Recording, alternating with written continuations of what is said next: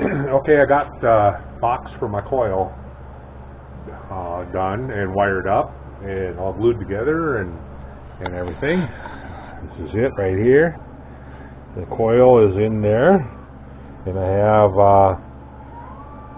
terminals for the battery, and then this goes to the high voltage, go to the plug, and these go to your points. And I'm about to fill it up with wax. I've got the hole in it. I've got the wax warmed up. I went to TSC and I bought another higher volume syringe. What I did was I cut off the plastic around that you thread the needle on, and that way it'll fit right in that hole. Should be able to. So I am going to attempt to fill that baby up with wax. I'm doing it according to the book, so whether it be right or wrong,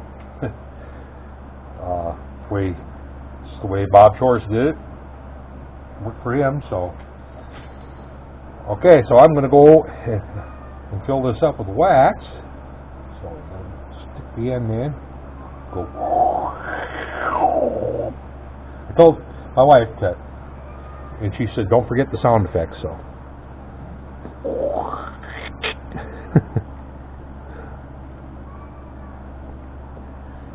Well, that's one syringe full. Oh, I see that.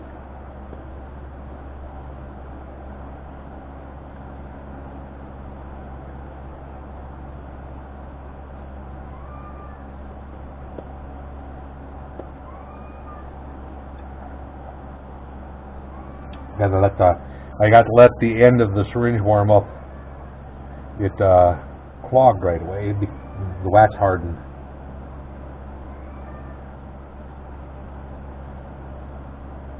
There you go. I don't know how much this is going to take.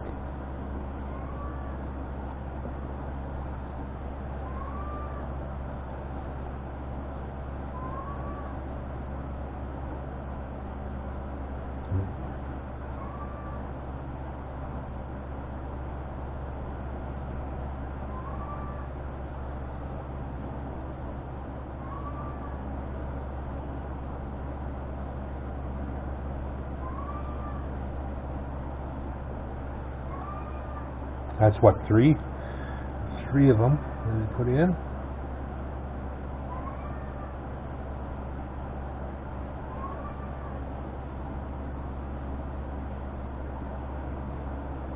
I think that's it. So, warm that syringe up, get the wax off of it. Use it again next time. Let that sit and cool. Cools, I'll scrape that off. That vent hole stays open, you know, it's in case it. I see it's sucking some more in though. Yeah, it sucks some more down in there. As it's cooling, I suppose it's shrinking up a little. Let's see if I can get some more in now, because I see it pulled away from the hole.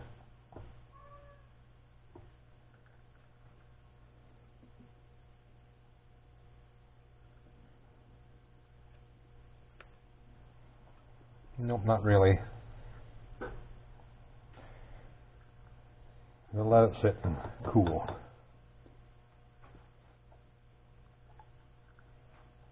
My hit and miss engine is still sitting here from the day I was playing with it. I should actually put it away because I have this tendency, this urge to play with it again.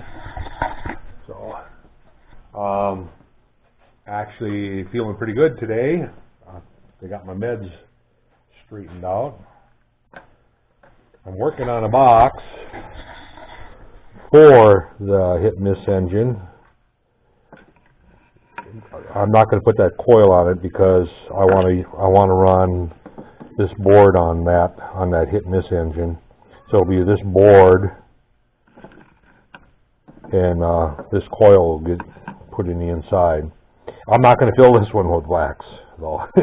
I don't want to mess up the board, you know, because I think the wax would probably, although it might be just fine, but I'm not going to do it. But I have to drill holes for my LED. This one will have an LED for timing, and then hole for my connections and my battery connections. So I got a little more work on this to go on this box, but it's built basically the same way as the other box. I'm not a carpenter, so if I did it wrong, it's wrong, but it'll serve its purpose. I plan on taking that, and that'll get either bolted down to the back side. I'm thinking about moving the motor back and then bolting that down on the front side over here, and then having the board over here, or the battery box over here. I'll have another box like this, but it'll be a taller box. It'll take 6-volt battery. That's kind of what I'm planning on doing. And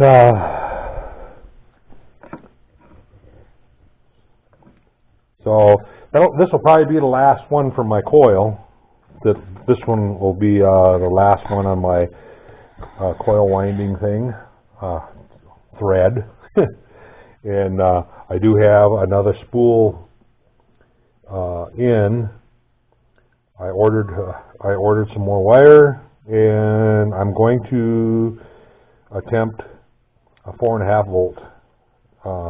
And if I get a 4.5 volt to work, then that'll go in a box just like that. It'll be going in another box just like this one.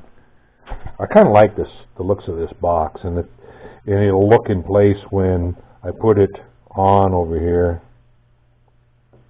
I see that there's an air spot again, but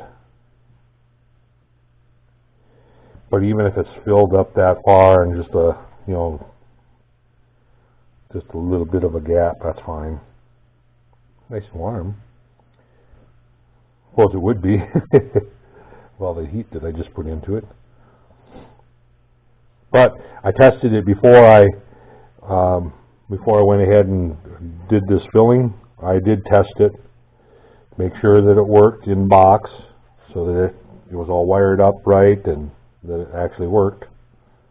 That'd be the shits to put it in there and then, well, you just heat it. If that happened, I would take and just put it in an oven in a pan and warm it up and let the wax run out of it. That'd be no big deal, I guess. Just put a wire rack in a pan and set it on top of the wire rack and let the wax run out.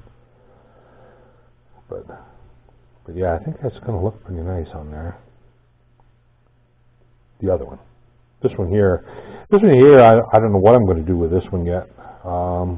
This one was basically to see if I could succeed, and I did. I feel I did, because it puts out a spark like it's supposed to.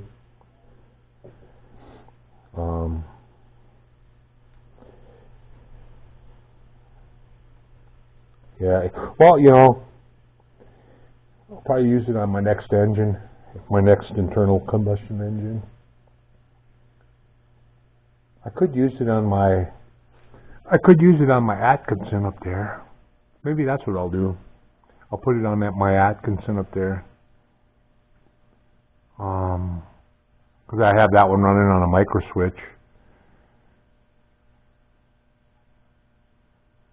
Yeah, I think that's what I'm going to do. I think I'm going to put this on my Atkinson engine when I get around to it. I unplug this. Don't need no more hot wax. Not right now, anyway. and let it cool back down and then set it back on the shelf. I should put this away. So, anyway,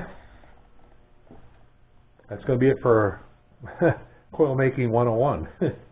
So, thanks for following along, for the guys that followed along, and